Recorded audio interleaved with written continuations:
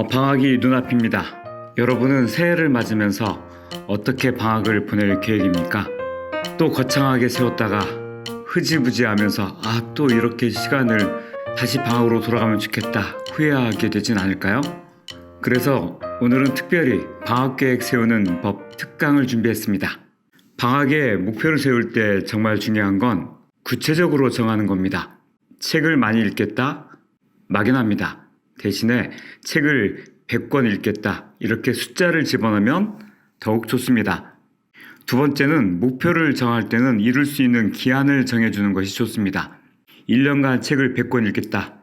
이번 방학 동안에 책을 몇 권 읽겠다 이 정도가 아니라 하루에 50쪽을 읽겠다. 또는 일주일에 책을 한 권, 두 권 읽겠다. 이렇게 정하는 것이 좋습니다. 세 번째, 목표는 헬렌 리어링이 얘기한 것처럼 공부나 건강, 그 외에 중요하게 생각하는 것, 정말 나를 행복하게 하는 것, 이런 것으로 정하는 것이 좋습니다. 예를 들어 공부라면 수학 성적을 10점 올리겠다. 건강이라면 매일 저녁 줄넘기를 100번씩 하겠다. 취미라면 내가 좋아하는 곡을, 그 가수의 곡을 직접 연주하겠다. 이렇게 정하는 거죠. 네 번째, 지나치게 어렵지 않도록 자기 수준에 맞게 정해야 됩니다. 목표가 어렵지 않은지 어려운지를 아는 건 나 자신입니다. 자신을 돌아보고 가능한 목표를 세워주세요. 작은 성공을 맛봐야 내 자존감도 갈수록 올라가게 되어 있습니다. 너무 쉬우면 재미가 없고요. 마지막, 목표는 주변 사람들에게 떠벌려야 됩니다.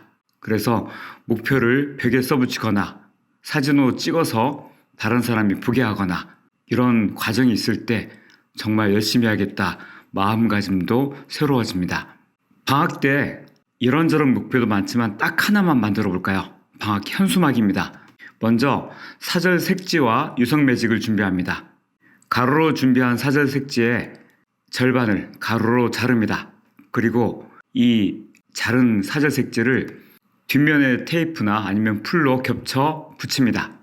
이제 방학 때 이번 방학을 지나고 나면 이것만큼은 꼭 해야겠다라고 생각한 그 목표를 적습니다. 효자나 효녀라면 하루에 한 번 설거지를 내 손으로 하겠다 이렇게 정할 수도 있겠죠. 한번 생각해 보실래요? 이 목표는 어떻게 고치면 좋을까요? 키 커지는 겨울방학.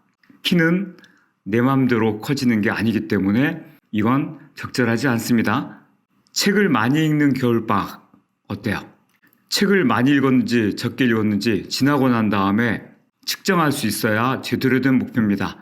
이렇게 하는 게 아니라 숫자를 집어넣어서 일주일에 한 권을 읽겠다. 이렇게 좀 정확하게 해주는 것이 좋습니다. 영어 단어 외우는 겨울방학. 이것도 역시 애매모호하죠. 어떻게 바꿔야 될까요? 하루에 영어 단어 10개를 외우겠다라든지 어떤 숫자를 넣어서 한번 정해보세요. 그림 실력 높이는 겨울방학. 이건 어때요?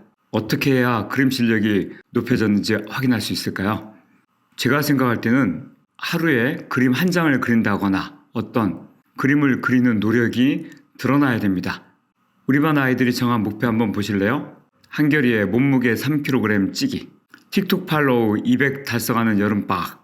이 아이는 실제로 달성했습니다. 수학 85점 이상 받기. 학원에서 시험을 보는데 이 아이는 이뤄냈습니다. 심지어는 100점까지 맞았다고 자랑을 했습니다.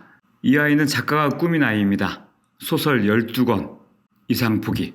그리고 아이가 쓴 소설을 보게 됐는데 우리 반 아이들은 그걸 책으로 냈는데요. 정말 자랑하고 싶을 정도로 글을 잘 썼습니다.